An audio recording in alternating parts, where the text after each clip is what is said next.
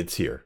The trailer for The Queen and the Crone has finally launched and dropped and done everything that it's supposed to do. If you'll excuse me, my voice is a little spotty here because I woke up and got so excited.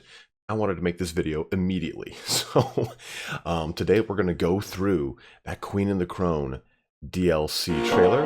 Oh, let's turn that volume down, right? And we're going to talk a little bit about some of the lore and unit things that we noticed from this video, and then we're going to talk about those videos those units that we see in the Steam page already. So we already see Hellebron here, looking just beautiful with a spot of blood all over her.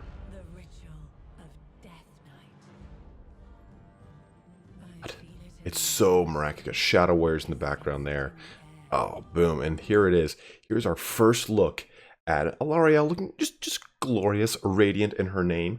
And also the Sisters of Aberlorn here with their magic bows on fire and all sorts of awesomeness. Their spears in hand, looking just like exact replicas of the models. Oh, wait. Ooh.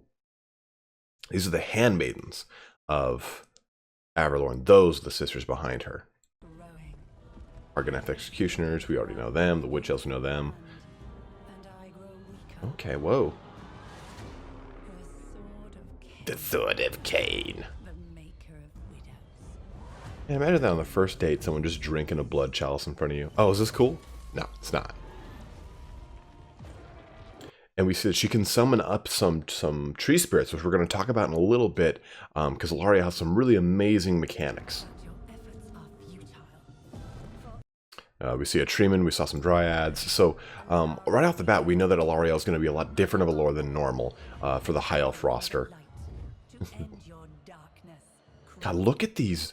Like, you know that's the Sisters of Aberlorn, but they just look so amazing with these lit up bows as a really cool centerpiece to the High Elf army here.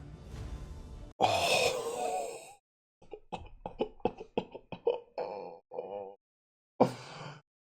That's really cool.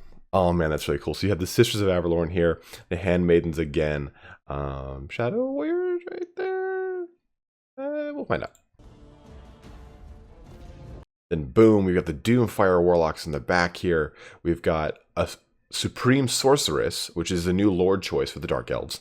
And then we have the Sisters of Slaughter with Hellebron right there.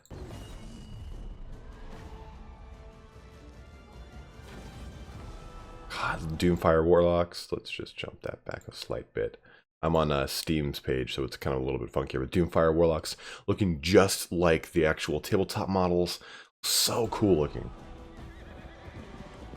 Handmaiden going in hard.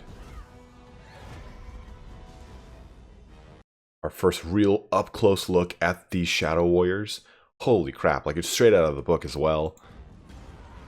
Sisters of Slaughter here as well. Look at their little shields. They're so cute, but they're so cool at the same time. The Doomfire Warlocks. I'm so excited to play this. Holy shit. Okay, I'm sorry, Hellebron. We'll move on. But nice eyeliner today.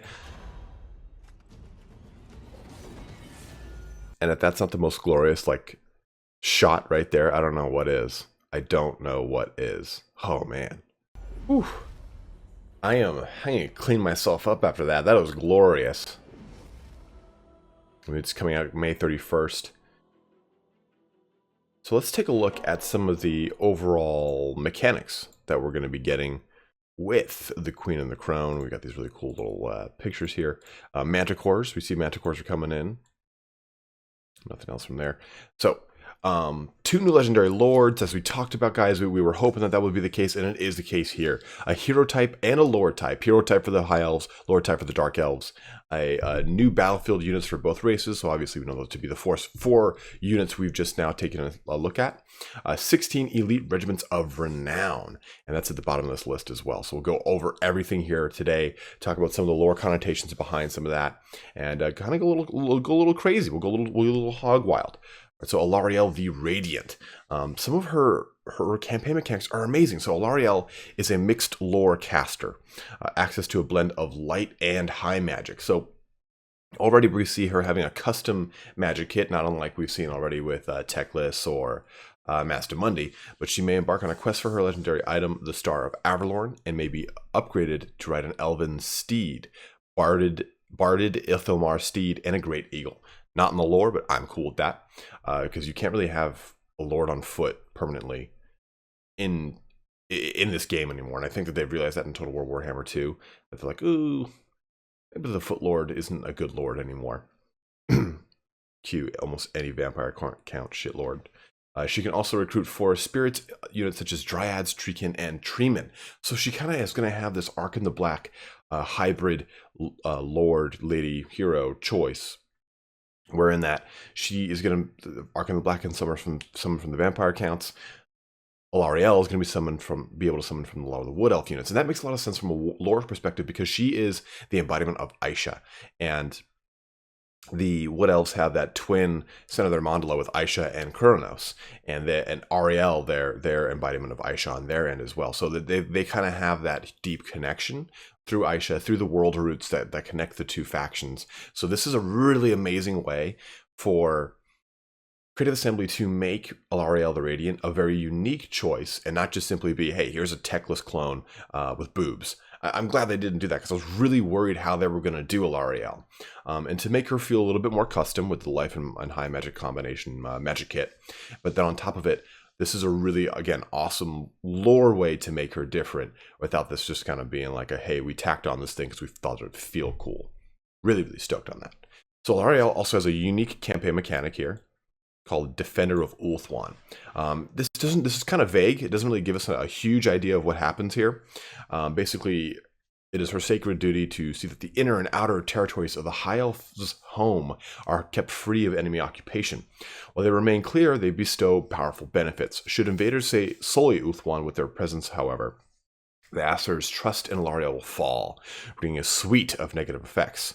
So she gets a new unique rite, the Invocation of Lilith, and once active, this rite brings a suite of benefits to handmaidens, Sisters of Averlorn, and dryads. So we, again, don't really know what that means just yet, and hopefully we'll find out very soon, but I'm really excited here because she's going to be starting, obviously, in Averlorn. We know that to be in the inner kingdom of Ulthuan, and towards the northern portion. So it's a great way to kind of have a little bit different of a start on Ulthuan, because Ulthuan, Southern Territory, once you kind of knock out that Dark Elf and then Calidor, it's pretty easy pickings. The north is a little bit more hectic because you've got some other High Elf factions. You have Marauders coming in through Kothic, and you've got the Dark Elves that are already there in the northern portions of Nagarites. So this offers a lot more of a different, more unique gameplay in the High Elf faction. I'm excited to see how that plays out. Now let's talk about Crone Hellebron. Definitely brings a lot to the table. So we know that Harganeth is pretty much the home to Hellebron. We know it's the home to Witch Elves and to Executioners, a place that is known far and wide for its glorious Death Night. The Death Night is basically this one night where no rules occur, no one can get in trouble for anything, and people just kind of go ass crazy, killing, stabbing, fucking everything. It's just glorious. Now, let's take a look at her mechanics. So Hellebron gains massive upkeep reductions to the Witch Elves and Harganeth Executioners and Sisters of Slaughter, which you can also improve via her unique skill tree. Now this is huge because Harganeth already has 2 buildings that are unique that give bonuses to both the Witch Elves and the Harganeth Executioners. So I think this is going to make her like on a campaign power curve even stronger than Malekith, because she'll be able to recruit these units at probably a very reduced rate and maintain them very easily. So it's going to be easy for her to keep these units in her army. So confederating with Nagaron or confederating with Harganeth as either Malekith or Crone Hellebron is going to be so advantageous if you have her and access to all these benefits for these 3 units. So that's going to be pretty amazing. She may embark on a quest for her twinned legendary weapons, the Death Sword and the Cursed Blade. We've talked about Hellebron. We've talked about both Alarielle and Hellebron in our respective lore videos on both of them. I'll link that to the end of this video so you guys can jump in if you want to get deeper on the lore of them. But again, Death Sword straight out of the book here as well. So really amazing to see that. Maybe upgraded to ride a Dark Steed, a Cauldron of Blood, and the new Manticore. So Dark Steed, Manticore, not in the book, Cauldron of Blood. Okay, so that's really awesome in and of itself, that they're just kind of, they've taken away to, this is Steed, Elven Steed, Ilthamar Steed, and Great Eagle. This is going to be Dark Steed, Cauldron of Blood, and Manticore. Manticore a little bit different than a Great Eagle, but still cool nonetheless. And she also gets a new right. The Dark Elf right, Sacrifice to Drakira. Now, basically this means that, well, just read this. Once active, this right brings bonuses when fighting High Elves, a reduction in diplomatic relations with High Elves, and rank bonuses to both Death Hags and Witch Elf units. So really, really stoked to play these two in campaign, to see how they play out on multiplayer. They bring so much to the table in really in a diverse way. Hellebron's a little bit more of a generic lord, but that's okay because there is not, lady, there is not a Witch Elf legendary lady already. So they don't need to make a hugely diverse character because she in and of herself is going to be unique. Whereas this could have been a Teclis clone if they got lazy. So I'm glad to see that we've got some differences here. Now let's talk about the unique units here. We have the Sisters of Averlorn. We already know a lot about them, but they're going to be dual role combatants with blade and blow. Blade and a bow. And their bows deal magic flaming damage, and they're subject to martial prowess. So great news all around there. Hopefully we'll see if they have any AP characteristics attached to their magical flaming attacks. But the Shadow Warriors coming up next, if they don't have AP, I'll throw up all over my own legs. So we're finally going to get an answer to Shades. And in the tabletop, the Shadow Warriors were very similar to Shades. In fact, their profile's exactly the same. So they've got Vanguard deployment, they've got stock, long-range bows, and remain undetected while raining death from afar. They're also master ambushers, enabling them to stay hidden on the move in any terrain while firing in any direction. So definitely similar to our Way Watchers that we get in the roster for the Wood Elves. And it does say long-range bows, and I'm worried about that. Not in a bad way, but in a fucking awesome way. So this says long-range bows. Does that mean it's going to be even longer than the default High Elf bow range? Because that is long in and of itself.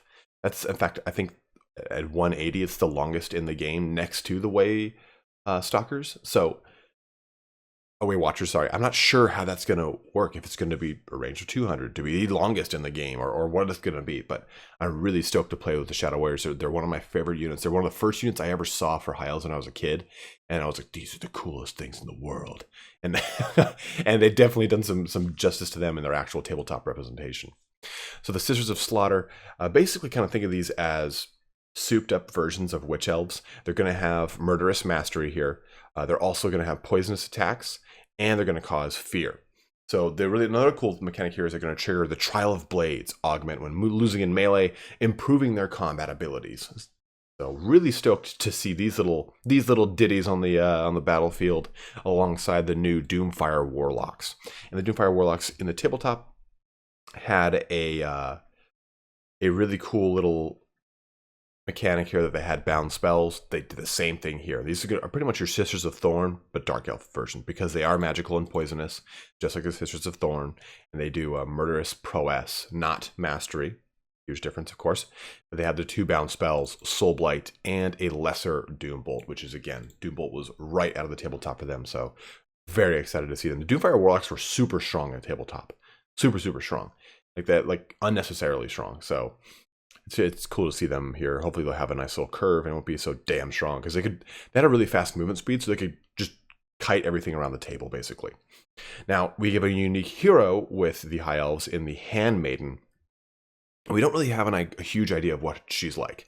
In the tabletop, she was kind of the standard bearer. She was both a spear holder and a bow, as we saw from the actual trailer here. And we saw her on her horse, so maybe she has some mount options, obviously on foot.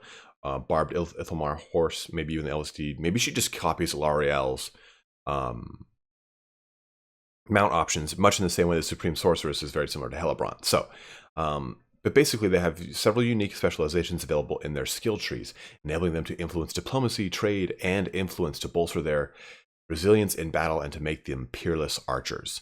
So hopefully a line that obviously is stacked more towards their ranged abilities, or a line that's stacked more towards their melee abilities, and then some blue talents that either affect the High Elf relationship with them, maybe just people's relationship with them as a whole, or something that has a line that kind of buffs other units, to bolster their resilience in battle. Well, maybe that I'm trying to think of their battle standard characteristic from tabletop and how it could maybe be translated to this, and maybe they've got like a small tree that does bolster units around them or something like that. Now, our unique lord, Supreme Sorceress for Hellebron, brings finally new lords to the Dark Elf roster. I'm a little butthurt that it doesn't bring them to the High Elf roster because they both know all the lores of Magic in the tabletop, but we'll get there. So lores of Fire, Dark, and Shadow are already in the game, but this now brings Beasts and Death to the Dark Elf roster. Death is so huge, such a strong lore of Magic, and it's going to make... I feel Dark Elves are pretty high on the meta tier from the multiplayer perspective, and they're super fun and strong in campaign, and this is going to only make them stronger and more fun.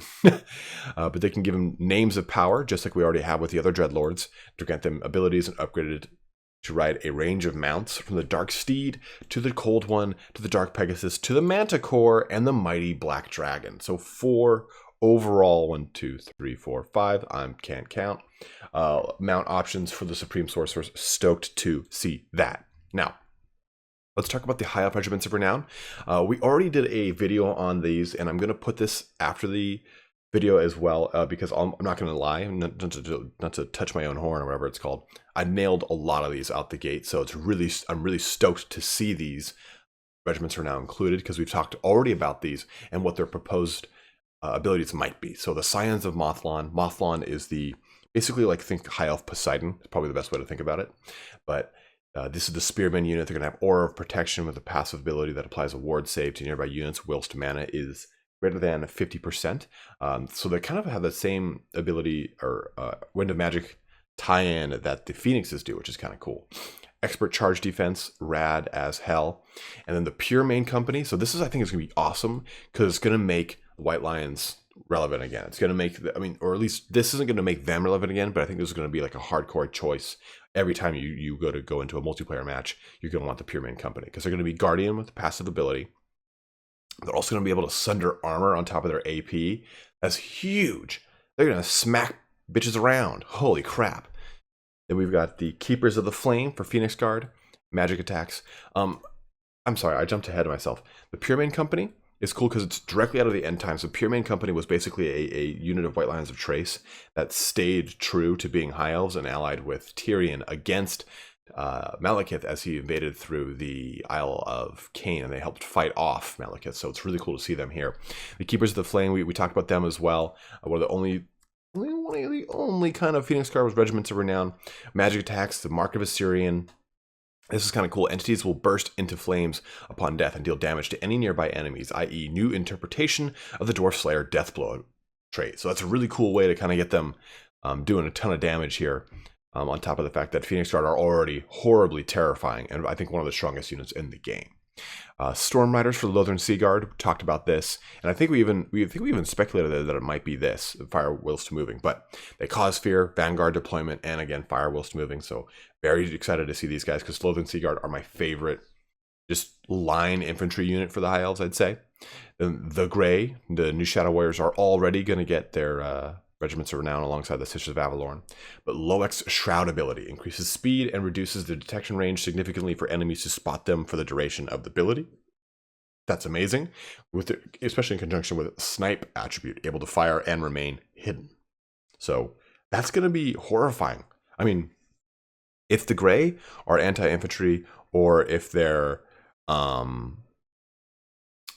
what's that other thing called? AP, and they can use the Snipe attribute, it's going to make them disgusting to try and find and root out, because they're going to already be dishing out tons of damage at a super long range, depending on how range their range is.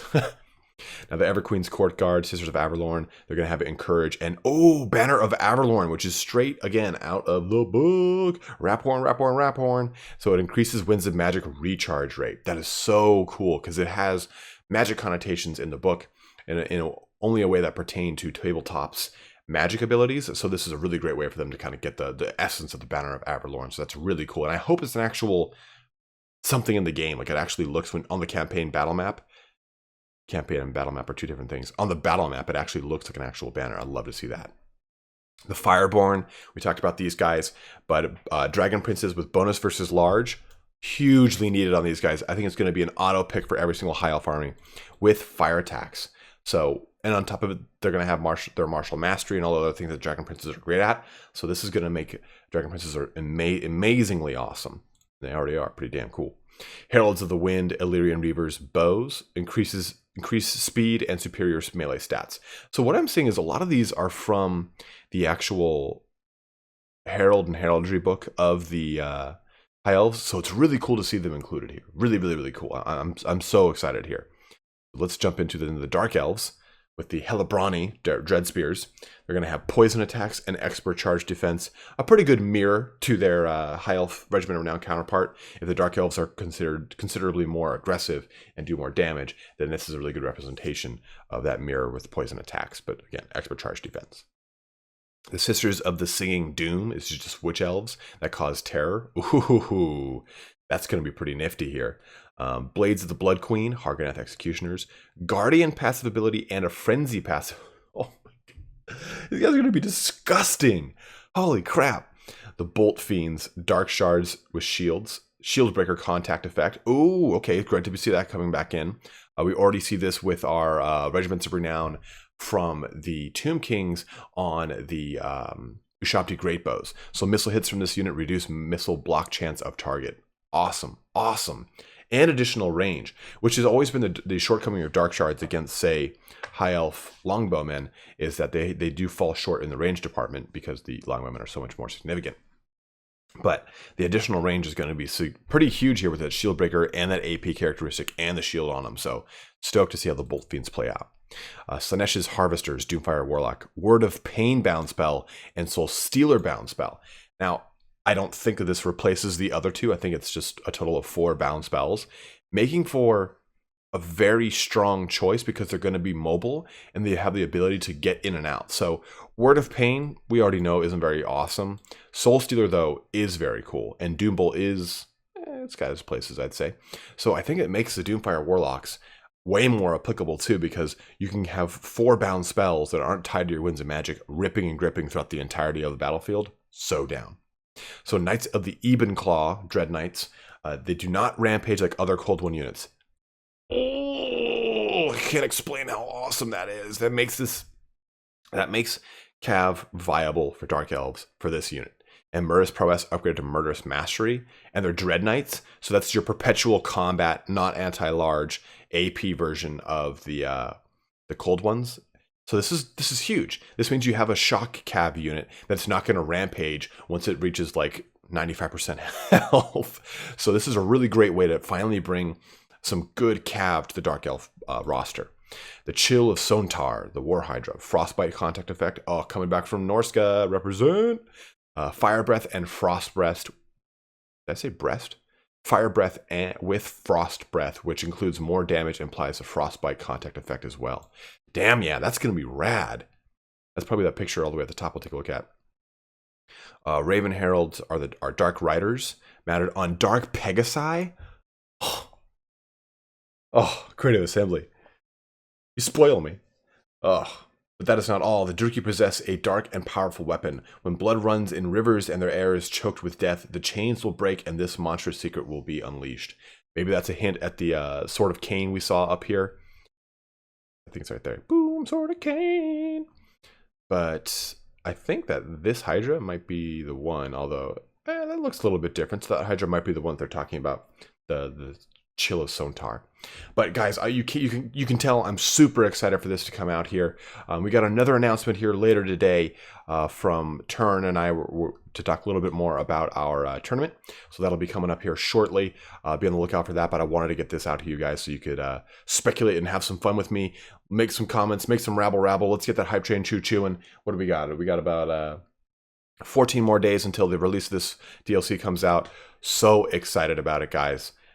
Thanks so much for watching. Go ahead and comment below. I'm so excited I can't even like formulate my words properly. So let me know what you think about this DLC. I'm excited to see what we get for Norska, and any other kind of further goodies that are tacked on with this patch that's coming here.